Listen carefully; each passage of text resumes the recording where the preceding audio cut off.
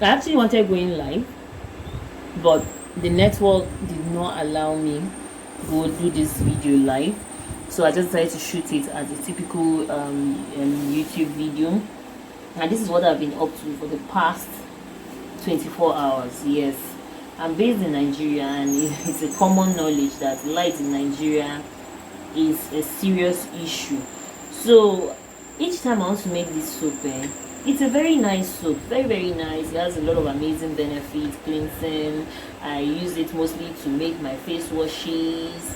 It's also an active ingredient in my body scrubs, shampoo, but the problem is so time consuming, but it's an awesome soap. Yes, it contains a lot of beautiful oils, you understand. So basically each time I'm making this soap, I just pray to God that there's even if it's going to be the skeletal light, let it be that there's light.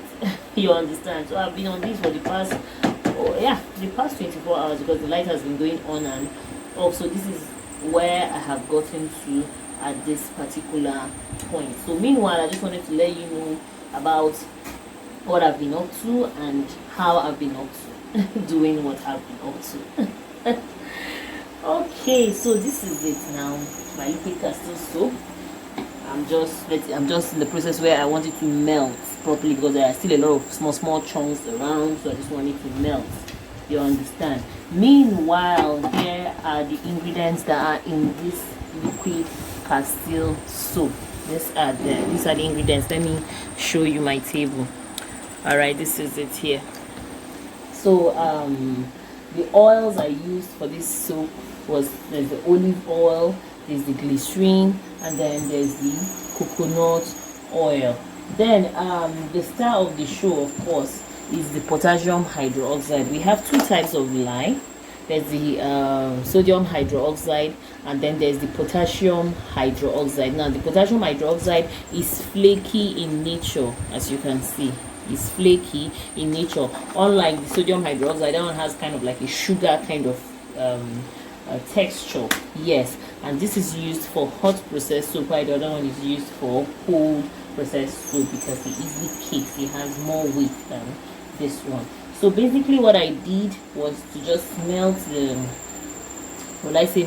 just boost the temperature of the coconut oil and then the olive oil, because as soon as your potassium hydroxide comes in contact with water, automatically it gets hot. So you need to upgrade your oils. That is why there's a thermometer here to check temperatures. So you need to upgrade your oils to the temperature that is alike with that of the potassium hydroxide. Yes, and then in the water where I prepared the potassium hydroxide, I now added the glycerin inside. So some people add their glycerin inside together with the olive oil and coconut oil, but just whatever works for you. But for me personally, I add this inside the water, which I use to dissolve the potassium hydroxide. So basically this thing has cooked, and now there's something called the clarity test. Now basically the clarity test tells you if your soap is cooked or is not yet cooked. You understand? Yes, because when your soap is not properly cooked, you're going to have problem with it on the skin. This is a very minimal kind of production with just very few ingredients. It's just that it's super time consuming. But if you're in an area where you have good light supply, you might not take, and the light is stable, you might not take more than 6 to 8 hours to achieve this. But me, because of our condition of life here in Nigeria, it took me close to 24 hours to actually make this soap. So as I said earlier, there's something called the clarity test. The clarity test, you get to know if your soup has been properly cooked, because if it's not properly cooked, as I said earlier, it's going to have issues on the skin. When anybody uses it, they're going to have issues on the skin. Now basically this is what the clarity test does. You get a clean distilled water, yes, and then you take some of your soup after it has cooked for hours. You take some of your soup and put in the water. Do you understand? Now when you put in the water, you stir it and make sure it dissolves completely. Now when it dissolves completely and gives you a clear liquid, can you see? It gives you a clear liquid. Now your soup is properly cooked. You understand? But at the end of the day, you still need to check the pH level. Liquid Castile soap has a high alkaline level, though it has an alkaline level of about 8 to 9. Yes, 8 to 9. When you use your, that's the reason why you need the pH meter. When you use your pH meter and check, it's going to give you an alkaline level of 8 or 9 thereabouts is okay. Your soap is good in that number, yes, in that level.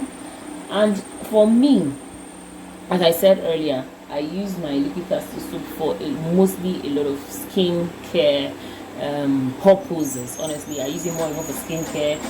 To be honest, I even hardly use it for hair, that's the truth, but mostly for skin. If I must use it for hair, it's just maybe shampoos for babies. Yes, for baby shampoo. But basically 80% of my usage rate of my Liquid Castile soap is for the skin, especially the face, yes, and body as well.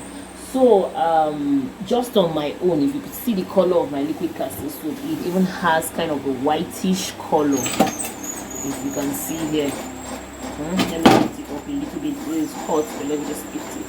Can you see? It has kind of a whitish color. Now this was what was responsible for that whitish color. Titanium oxide. Now titanium oxide is a white powdery substance that acts as a mineral sunscreen. Yes, there are two types of sunscreen. We have the chemical sunscreen and the mineral sunscreen. And to be honest with you, the mineral sunscreen is much more friendlier on the skin, is much more natural on the skin. The titanium oxide is a mineral sunscreen. The zinc oxide is equally a mineral sunscreen. Yes, so I just decided to add it. It's just an extra addition. It's not by force. You know, I as a formulator, when you get to a point where you freestyle, I don't know what I'm trying to say to you. You know your ingredients, you studied your ingredients, you know their value, you know their worth, you know what they come in as. Because as I always say, if you're an oldie on my channel, I always say study your ingredients. Studying your ingredients gives you an upper hand. It gives you confidence. Exactly. It makes you realize which ingredient you're supposed to touch, which ingredient you're not supposed to use, which ingredient you can introduce, which ingredient you would not need to introduce in your formulation. I introduced the titanium oxide basically as a sunscreen. Exactly. Just, and the good thing about titanium oxide is the fact that it can withstand heat. You understand? So why I didn't add it at the earlier stage was the fact that it could affect my clarity test. Do you understand? Because when I come to do my clarity test to make sure my soap is well cooked, if I have titanium oxide in it, it will definitely affect my clarity test, because titanium oxide, as I said earlier, is a whitish powder, so it's going to confuse me. So that was why it was after my clarity test when I'm trying to melt it to be totally the Liquid Castile soap. Because when you finish, I have a video actually where I, even though it wasn't so detailed, I'll still link it below so you still have a much idea. At least in that video I kind of started from the scratch. Yeah. So basically I didn't add the titanium oxide at the beginning. I added it after doing my clarity test and making sure that my soap is well cooked before I added the titanium oxide. So basically I'm just trying to allow it to just melt properly, the remaining chunks just remaining a little bit for it to melt properly. Exactly. So actually I wanted to make a live of this video, but the network here did not just allow me, so I had to just convert it to the normal YouTube video. So thank you so much for coming to my channel. Thank you so much for the support, guys. Let's get to 5k. Let's get to 5k. There's a giveaway, or 5k giveaway, so please help your girl. Let's get to 5k, my beautiful naturalistas, my beautiful family here on YouTube, my besties, as I always call you guys. I hope I am meeting all of you in the best of health, and thank you so much. Don't forget to subscribe to my YouTube channel. I'm still begging. And see you in another video. Bye.